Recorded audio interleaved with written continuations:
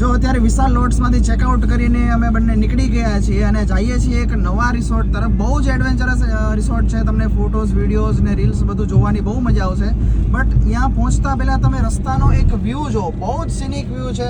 Greeneries છે, trees છે, plus સામે ગિરનાર પર્વત ને એ બધું દેખાવાનું ચાલુ થઈ ગયું છે. જુનાગઢ એકદમ નજીક છે અને દેખાવાનું બધું ચાલુ થઈ ગયું છે. તમે વ્યૂ જુઓ.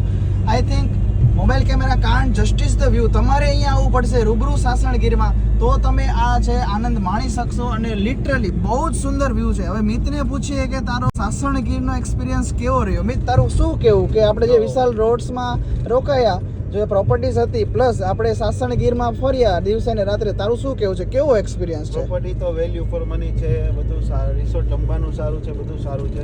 અને જે મેઇન છે સાસણગીરમાં અમે જે નાઇટમાં નીકળ્યા હતા રસ્તા ઉપર, વધારે બહુ રસ્તો બહુ મજા આવે છે નાઇટમાં. એ પણ એક ખાસ કરીને નાઇટમાં બહુ મજા આવશે. તમે નાઇટમાં એકવાર તમે નીકળો સફર કરવા, એમાં રાતે 11 વાગે નીકળવાનું, બહુ મજા આવશે.